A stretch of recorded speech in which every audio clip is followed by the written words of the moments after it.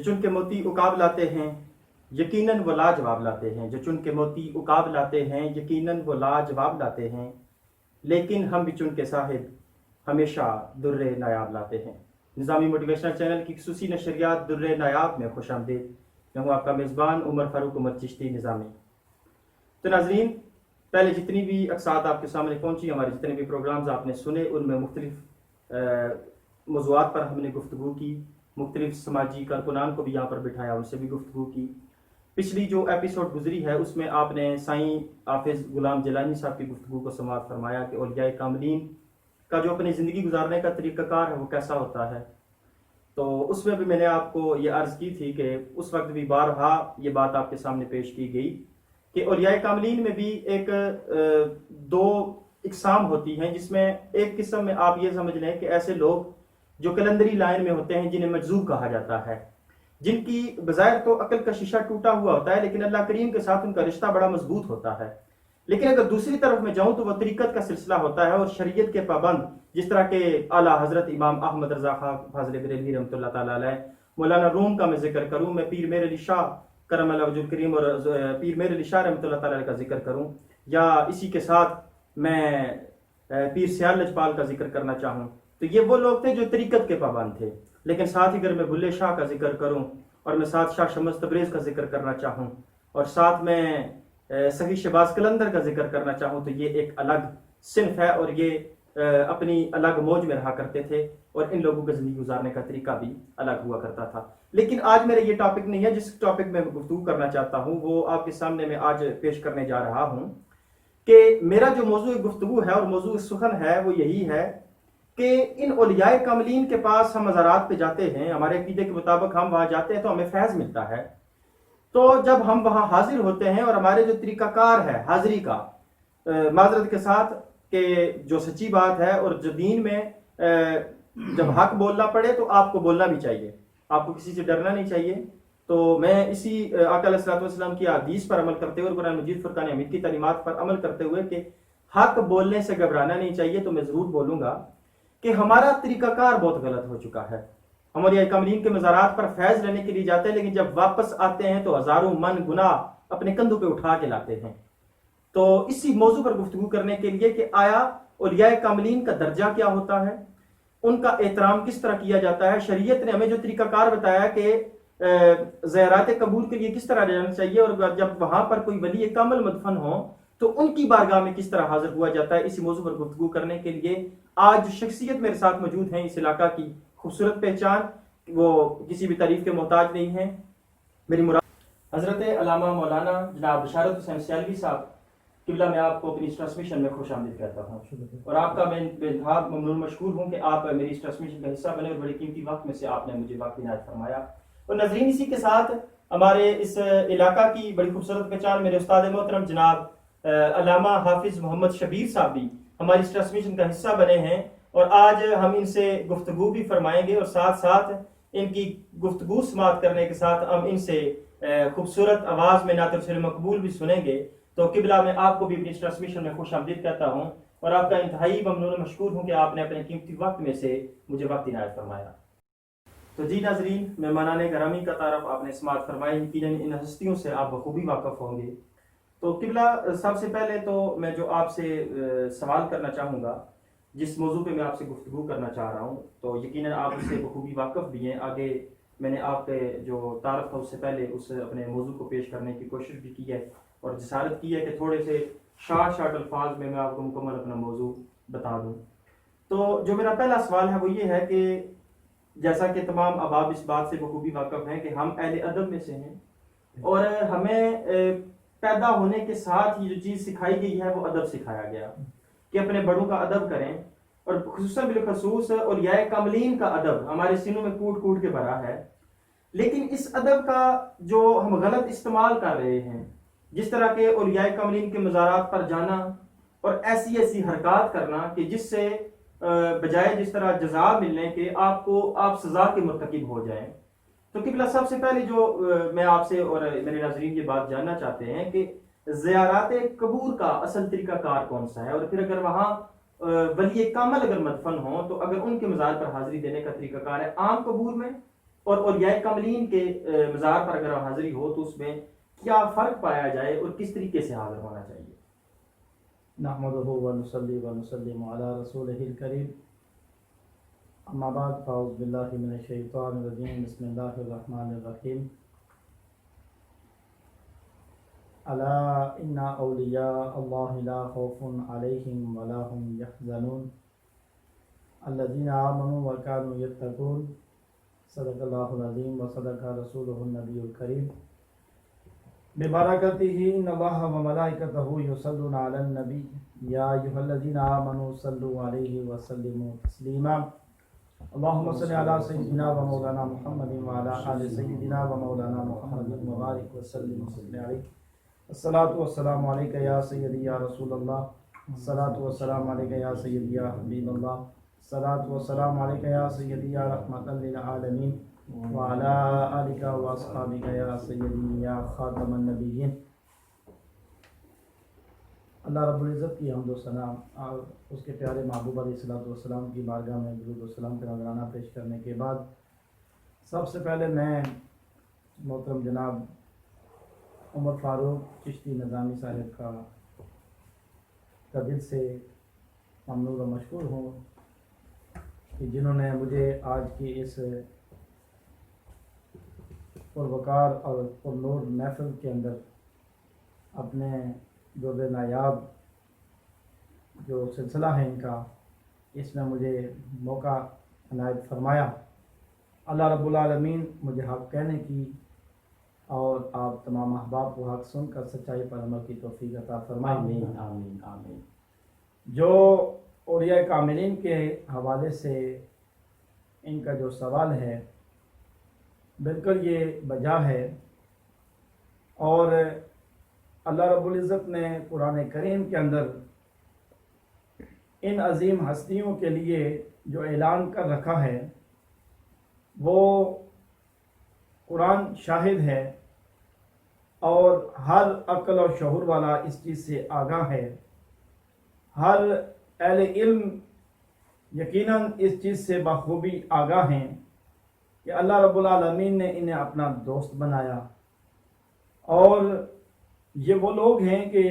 جنہیں نہ کسی قسم کا خوف ہے نہ یہ غمگین ہوں گے۔ واہ واہ۔ اور انہی کے بارے میں کہ جو ایمان لائے اور ہمیشہ متقی رہے، یعنی کہ ان کے لیے کہ ایمان اور تقوی، جی جی ماشاءاللہ، ایمان اور تقوی جو ہے ان کے لیے لازم و مظلوم ہے، اور یہی ان کی پہچان ہے۔ بے شک۔ اور جب یہ ایمان اور تقوی کے ساتھ انہوں نے اللہ رب العالمین کو راضی کیا اور اللہ کی مخلوق کے ساتھ ان کا تعلق اللہ کی رضا کے لیے رہا، تو پھر اللہ رب العالمین نے انہیں انعام اور شان سے نوازا۔ بے شک بے شک بے شک ماشاءاللہ۔ تو ولایت کے معنی بہت ساروں نے مختلف انداز کے اندر بیان فرمائے۔ ولایت کا معنی قرب کا ہے، خواہ یہ قرب جگہ کے اعتبار سے ہو، نسبت کے اعتبار سے ہو، یا یہ قرب دین کے اعتبار سے ہو یا دوستی کے اعتبار سے ہو، یا یہ قرب اعتقاد کے اعتبار سے ہو یا نصرت کے اعتبار سے ہو۔ اور ولایت کا معنی یہ بھی ہے کہ کسی چیز کے انتظام، اور ولی کا معنی فاعل کے بھی ہیں، گویا کہ اللہ رب العالمین اپنے ولیوں کو جو اس کے دوست بن جاتے ہیں، جو اس کی رضا میں آ جاتے ہیں، جنہیں اللہ تقوی عطا کر دیتا ہے اور وہ تقوی کی دولت سے مالا مال ہو جاتے ہیں، پھر رب کریم انہیں اپنا قرب عطا کر دیتا ہے۔ بے شک بے شک۔ اور مومن کے بارے میں کہا گیا کہ مومن جو ہے جس کے اندر ایمان کی صفات پائی جاتی ہیں، تو گویا کہ وہ اللہ کا ولی ہے، واہ۔ جس کے بارے میں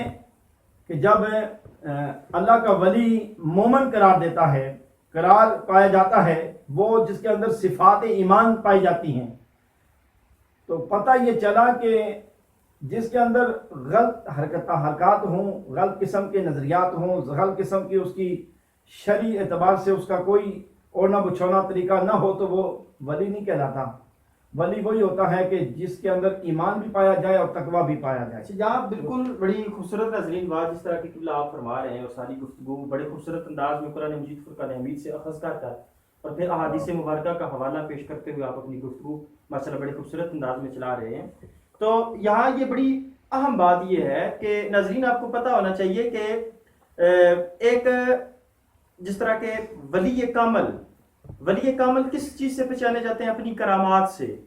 کرامات میں اور طب میں بڑا فرق ہے. اگر ایک حکیم ہے اور وہ بہتر طریقے سے علاج کر سکتا ہے تو اس کے علاج پر آپ یہ نہیں کہہ سکتے کہ یہ ولی کامل ہے، کہ آپ کو شفا مل گئی تو یہ ولی کامل ہوں گے. آپ دیکھ لیں ہندوازم جو مذہب ہے اس میں بھی، اور سکھ مذہب، پھر اس کے بعد اگر عیسائیت اور یہودیت میں دیکھا جائے تو ان میں بھی بڑے اچھے طبیب موجود ہیں، بڑے اچھے جادوگر موجود ہیں. اپنی شعبدہ بازیوں سے وہ ایسے کام کر دیتے ہیں کہ جو ہر کسی عام فہم جو عقل والا شخص ہے اس کی ذہن میں وہ بات بیٹھتی نہیں.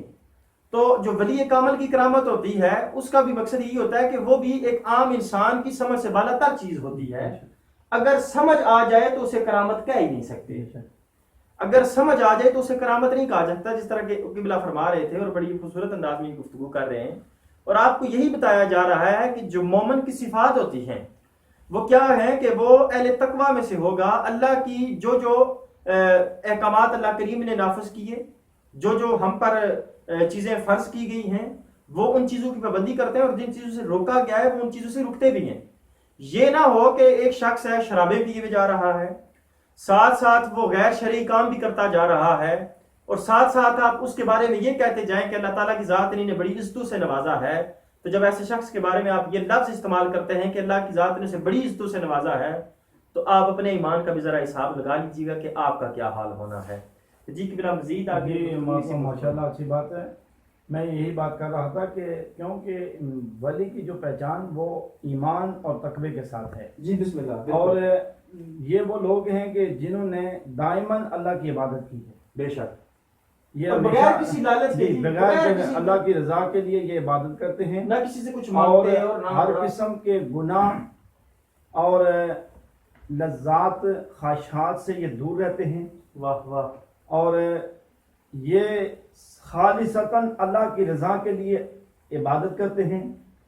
اور اللہ کے بندوں کے ساتھ بھی جو ان کا معاملہ ہوتا ہے وہ بھی اللہ کی رضا کے لیے ہوتا ہے. اگر صحیح معنی میں کہا جائے تو یہ جہاد بالنفس کرتے ہیں. بے شک، اس میں کوئی شک نہیں ہے. سارا تقدیر پر یہ یقین رکھتے ہیں، بالکل، اور مسائب پر یہ صبر کرتے ہیں. واہ واہ. نعمتوں کا یہ ان پر شکر ادا کرتے ہیں. ماشاءاللہ. اور حق بات یہ چھپاتے نہیں ہیں، حق بات یہ بالکل سر عام کرتے ہیں، کیونکہ ان پہ اللہ کا کرم ہوتا ہے، کیونکہ وہ ایمان کی دولت سے بھی مالا مال ہوتے ہیں، تقوی کی دولت سے بھی مالا مال ہوتے ہیں. اور ولی الحمدللہ اہل سنت کے اندر جتنے بھی اکابر ولی گزرے ہیں وہ اہل علم میں سے گزرے ہیں. نہ صرف ایمان تقوی بلکہ اللہ نے انہیں علم کی دولت سے بھی نوازا. ماشاءاللہ. اور جو علم والے ہوتے ہیں وہ اپنے علم کو چھپاتے نہیں ہیں، وہ حق بات ہمیشہ کرتے ہیں، اور وہ جو معاملہ لوگوں کے ساتھ کرتے ہیں وہ بھی اللہ کی رضا کے لیے کرتے ہیں. بالکل بالکل.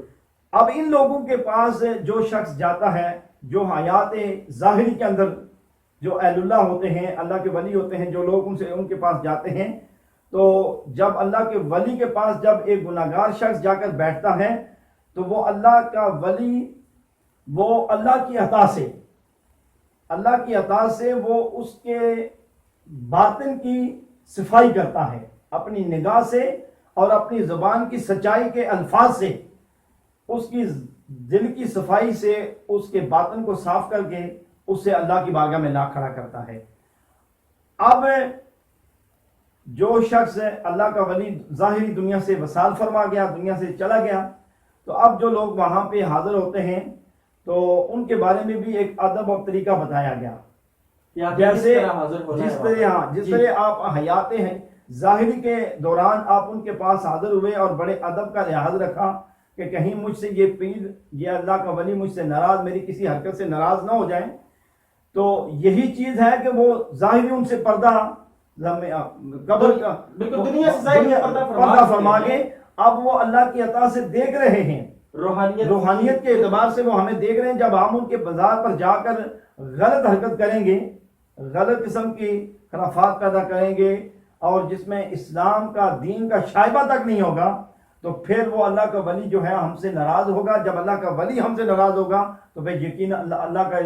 رب العالمین جو ہے وہ بھی ہم سے ناراض ہوگا۔ بالکل، اور یہاں پر بالکل ایک بڑی زبردست بات ہے کہ اگر وہ ولی کامل ہم ان کے پاس حاضر ہوتے ہیں کہ وہ ہمارے لیے دعا فرمائیں، اللہ کی بارگاہ میں ہمارا وسیلہ بنے، تو اگر وہ ہمارے حق میں دعا کر سکتے ہیں تو ہماری غلط حرکات کی وجہ سے وہ ہمارے لیے بد دعا بھی کر سکتے ہیں۔ تو اگر ہم یہ کہیں کہ وہ ولی کامل، کیونکہ ہماری خواہشات بھی ناظرین یا پھر معذرت کے ساتھ میں عرض کروں،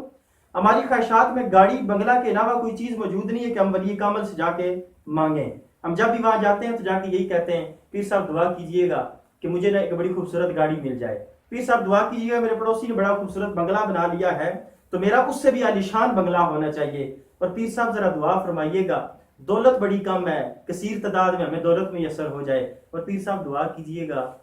کہ میرا بیٹا کہیں اچھی ملازمت پہ لگ جائے۔ تو اگر یہ ہم دعائیں وہاں پہ کرتے ہیں یقیناً آپ کی دعائیں یہ قبول ہوتی ہوں گی۔ کئی لوگ ہیں جن کی بگڑی اس در سے بنی ہوگی، لیکن آپ کو بتاتا چلوں کہ جہاں آپ کی دعائیں وہاں قبولیت کے مقامات پر پہنچتی ہیں، وہیں پر آپ کی غلط حرکات کی وجہ سے جو کچھ آپ کے پاس ہے رب کریم ڈور کھینچ کر واپس بھی لے سکتے ہیں۔ تو احتیاط فرمایا کریں۔ تو جی فی الحال جس طریقے سے ماشاءاللہ محترم عمر بھائی صاحب نے بات کی ہے کہ ہم ظاہری مال و متاع کے لیے ہم اللہ والوں کے پاس جاتے ہیں، اگر ہمارے اندر یہ جذبہ ہو کہ ہم اللہ کو راضی کریں اور دین اسلام کو سیکھیں اور اسلام کی اشاعت کے لیے آگے بڑھیں، تو ہم اگر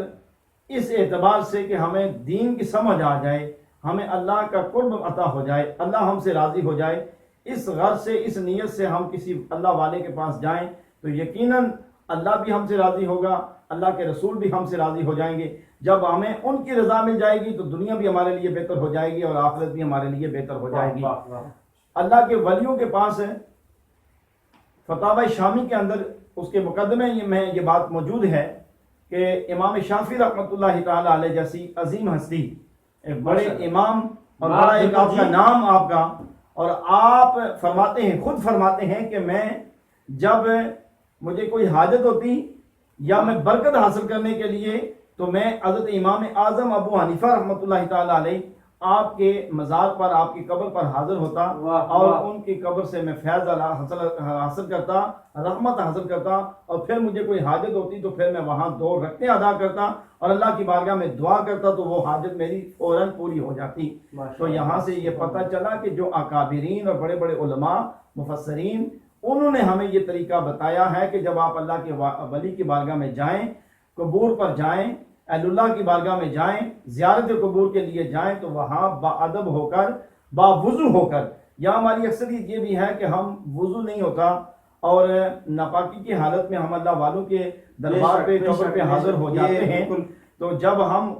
با وضو ہو کر، با ادب ہو کر جب جائیں گے تو پھر ہمیں فیض ملے گا، پھر ہم اللہ کی رضا ہمیں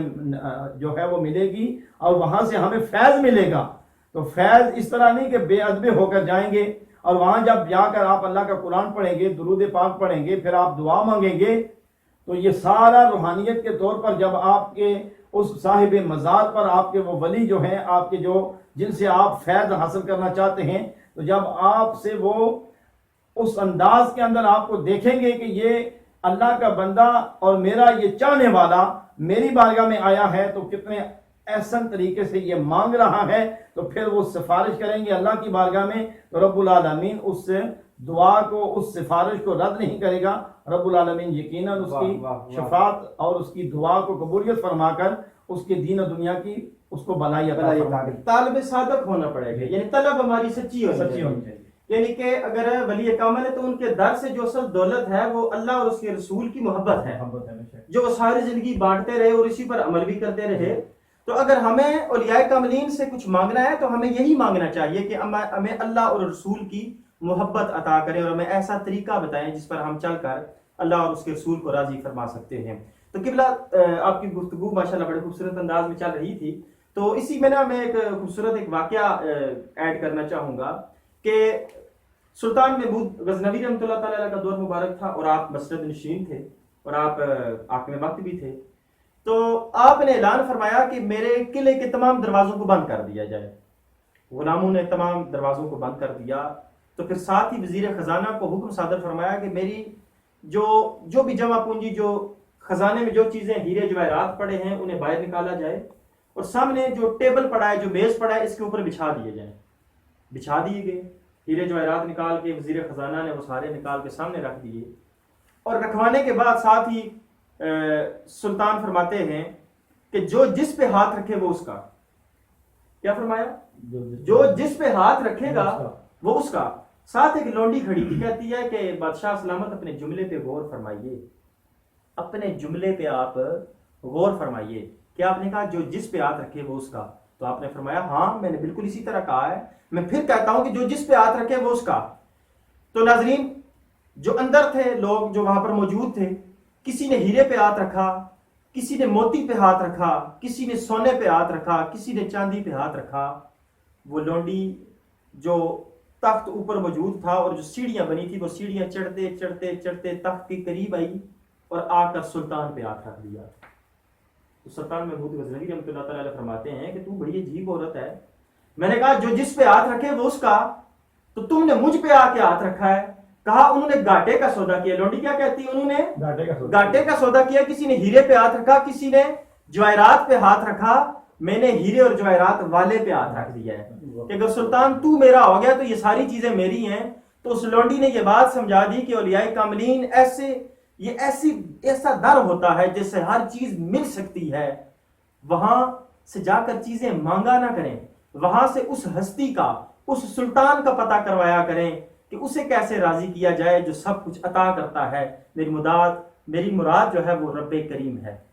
کہ آپ رب کریم کا جو اصل رستہ ہے، اللہ پاک کا جو اصل رستہ ہے جس پر چل کر ہم اللہ کریم کی بارگاہ میں حاضر ہو سکتے ہیں اور اپنی باتیں منوا سکتے ہیں، آپ کوشش فرمایا کریں کہ اس رب کو راضی کرنے کا طریقہ اولیاء کاملین سے پوچھیں، اور پھر اس کے بعد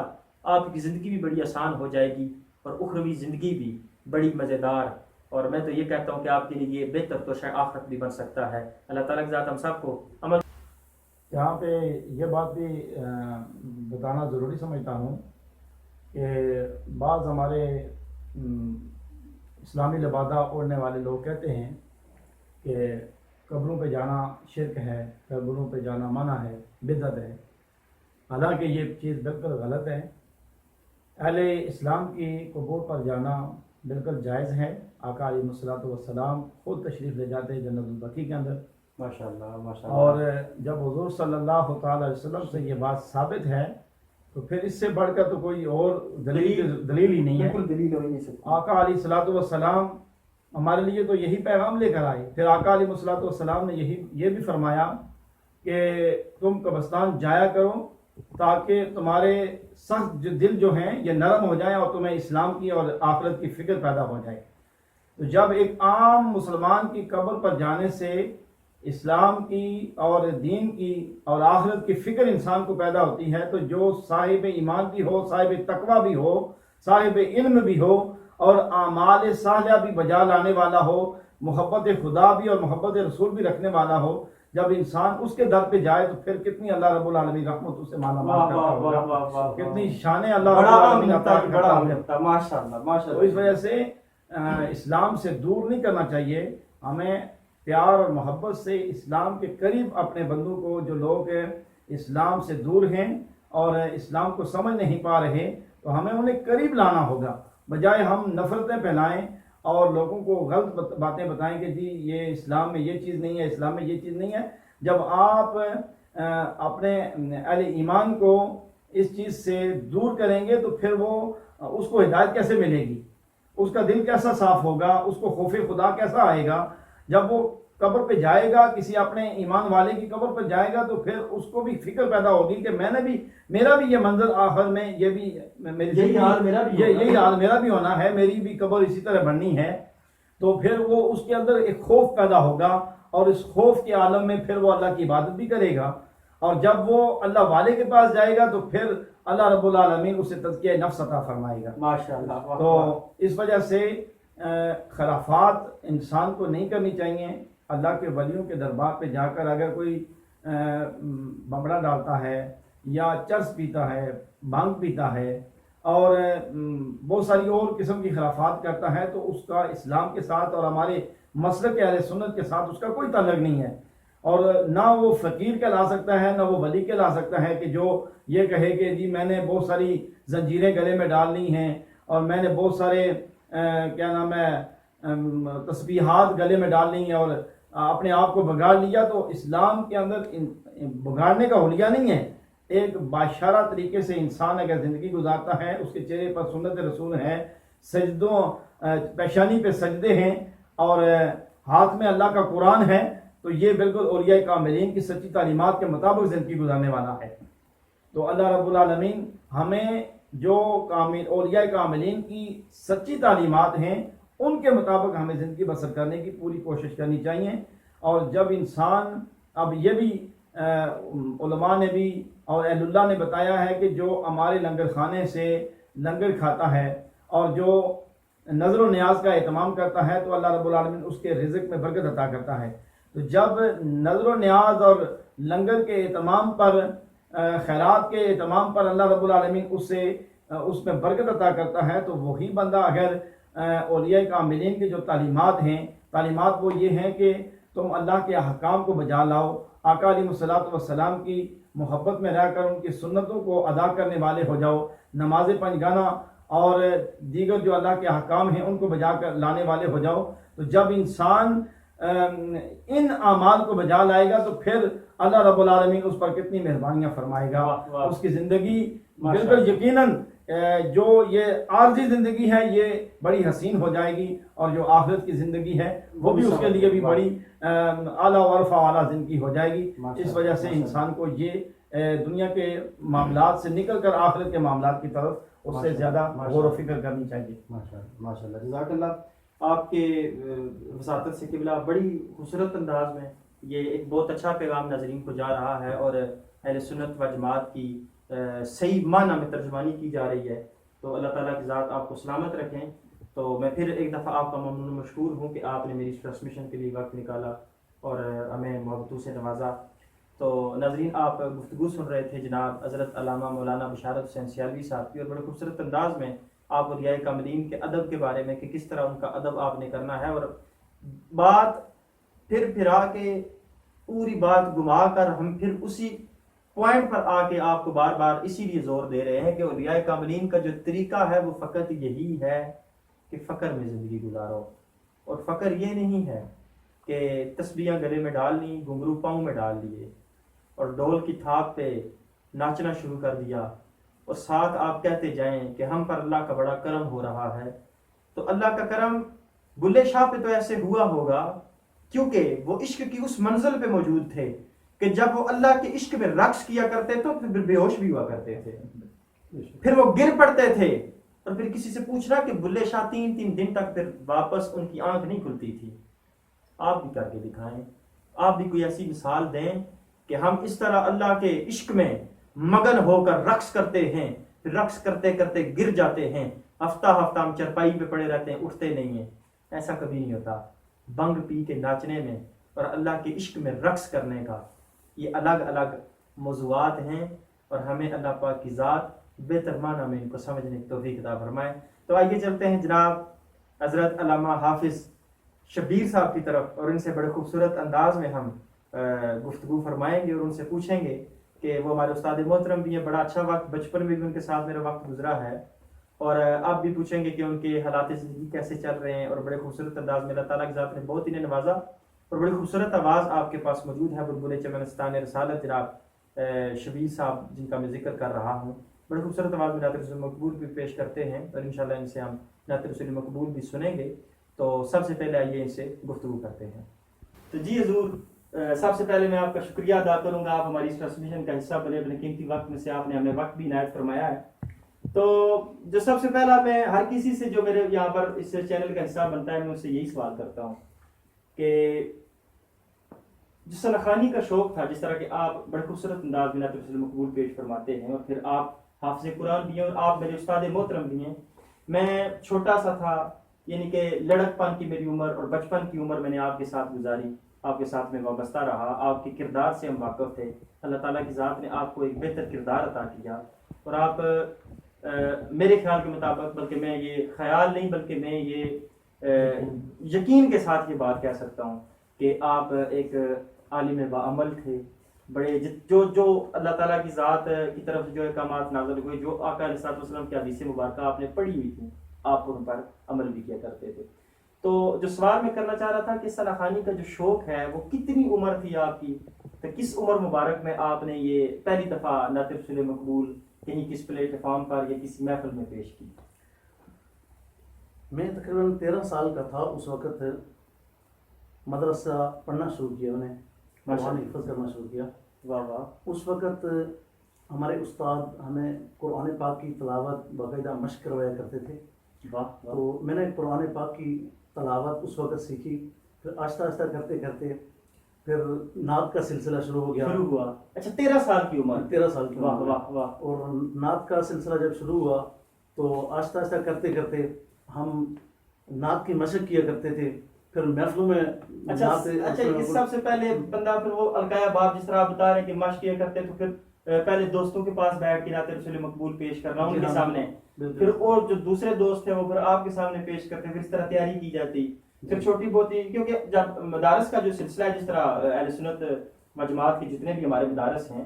تو ان میں یہ سلسلہ عام ہے کہ جو جتنے بھی الفاظ ہوتے ہیں اور وہ ساتھ ساتھ ثناخوان مصطفیٰ بھی ہوتے ہیں، انہیں ساری چیزیں سکھائی جاتی ہیں. صرف قرآن کریم فرقان حمید کی ان کو جو ہے نا وہ حفظ کا سلسلہ نہیں ہوتا، بلکہ ساتھ ساتھ انہیں ثناخوان بھی بہتر بنایا جاتا ہے، اور انہیں مزید جو دین کے جس طرح نماز کے کوئی فروعی مسائل ہیں اور باقی طہارت و غسل، ان چیزوں کے بارے میں بھی ان کو آگاہی دی جاتی ہے. اس طرح کی آپ کی مشقیں ہوا کرتی تھی. تو بڑی خوبصورت بات ہے کہ 13 سال کی عمر میں نعت رسول مقبول کا سلسلہ شروع ہوا. اور اب کتنی عمر مبارک آپ کی؟ 35 سال. 35 سال، یعنی کہ لگ بھگ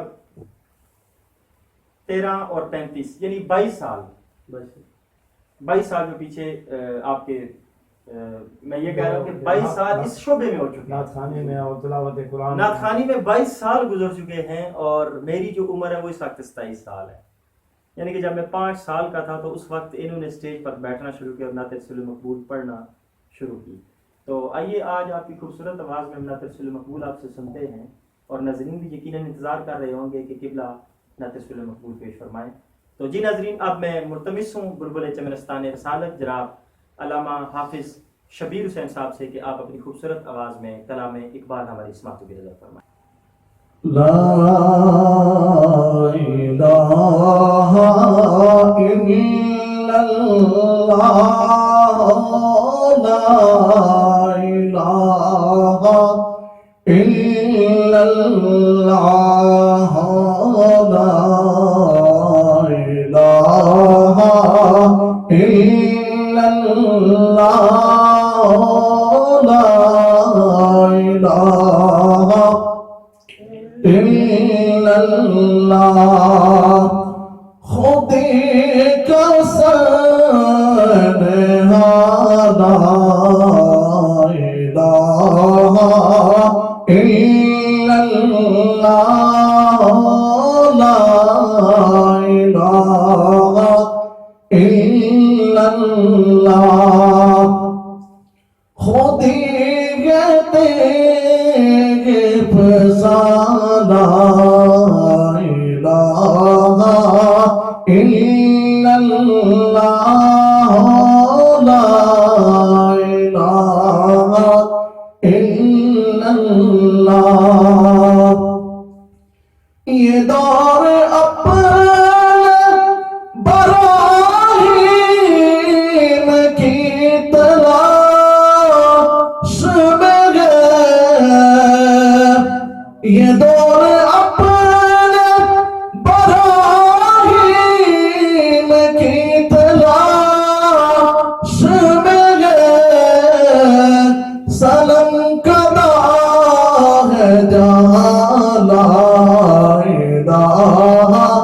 إلا الله لا إله إلا الله لا إله إلا الله لا إله إلا الله یہ نغمہ فصل گلا لاکھا نہیں پابند یہ نغمہ فصل گلا لاکھا نہیں پابند بہار گو یا خزاں بہار گو یا خزاں لا الہ الا اللہ لا الہ الا اللہ لا الہ الا اللہ لا الہ الا اللہ اگرچہ بت ہے جماعت کی آستینوں میں اگرچہ بت ہے جماعت کی آستینوں میں مجھے ہے حکم عذاب مجھے ہے حکم عذاب لا الہ الا اللہ لا الہ الا اللہ لا الہ الا اللہ لا الہ الا اللہ حق لا الہ الا اللہ لا الہ الا اللہ کیا ہے تو نے متائے غرور کا سودا کیا ہے تو نے متائے غرور کا سودا فریب سود و ضیاع فریب سود و ضیاع لا الہ الا اللہ لا الہ الا اللہ لا الہ الا اللہ لا الہ الا اللہ حق لا الہ الا اللہ لا الہ الا اللہ لا الہ الا اللہ لا الہ الا اللہ یہ دور اپنے براہیم کی تلاش میں ہے یہ دور اپنے یہ دور اپنے براہیم کی تلاش میں ہے صنم کدا ہے جہاں صنم کدا ہے جہاں لا الہ الا اللہ لا إن الله لا إله إلا الله لا إله. بڑی خوبصورت انداز میں جناب حافظ شبیر حسین صاحب کلام اقبال سے ہمیں محظوظ فرما رہے تھے، اور آپ نے حضرت علامہ مولانا حافظ بشارت حسین سیالوی صاحب کی گفتگو بھی سنی. آپ میرے چینل کو سبسکرائب بھی کیجئے، اسے شیئر بھی کیجئے اور ہماری ویڈیوز کو دیکھیے بھی. لیکن اس کے ساتھ یہ میں کہنا ضروری سمجھتا ہوں کہ اگر آپ میرے چینل کو سبسکرائب نہ کریں تو پھر بھی گزارا چل جائے گا، اگر آپ اس کے لنک کو شیئر نہیں کرتے تو تب بھی گزارا چل جائے گا. لیکن جو باتیں یہاں پر کہی جاتی ہیں اگر آپ ان پہ عمل نہ کریں گے تو پھر گزارا نہیں چلے گا. جتنی گفتگو ہوئی اللہ تعالیٰ کی ذات سب سے پہلے مجھے اور پھر آپ کو عمل کرنے کی توفیق عطا فرمائے. اسی کے ساتھ میری اس درِ نیاب ٹرانسمیشن کا وقت ختم ہو چکا ہے. انشاءاللہ اگلے ہفتے نئے مہمان گرامی کے ساتھ اور نئے موضوع کے ساتھ آپ کی خدمت میں پھر حاضر ہوں گے. اس وقت تک کے لیے اپنے میزبان عمر فاروق نظامی کو اجازت دیجیے. اللہ حافظ.